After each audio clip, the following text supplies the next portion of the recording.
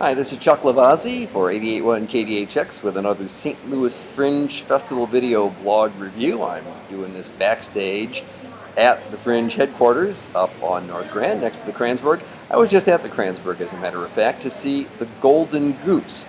It's a production by Gateway City Opera. It's a brand new opera, a one-act piece, about 20 minutes long.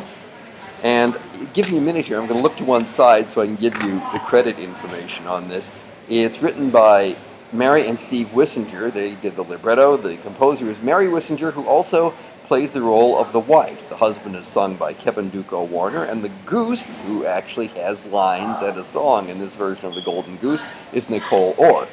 As you might gather from that title, this is the classic Aesop fable of the Golden Goose set in a modern setting, although without anything really remotely resembling irony or any actual indication that there might be something odd about stealing the goose that lays golden eggs.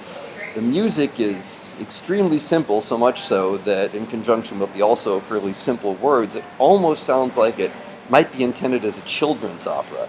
The music isn't very modern sounding. It sounds vaguely Mozartian and vaguely early 20th century, but that's about it.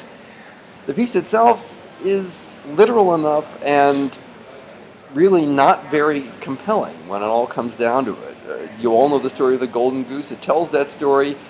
The moral is stated very simply and a little too patly by the goose, which is, of course, that love means more than money, but somehow I think for a modern version of it, we maybe ought to have something a little more than that in terms of intellectual meat. Still, it's very well performed, beautifully sung. Nicole Orr especially has a lovely little aria as the goose.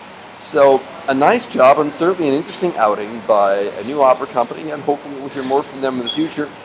The St. Louis Fringe continues, of course, through Sunday. To find out more about it, go to stlfringe.com. Again, this is Chuck Lavazzi, 88.1 KDHX. See you again later with another report.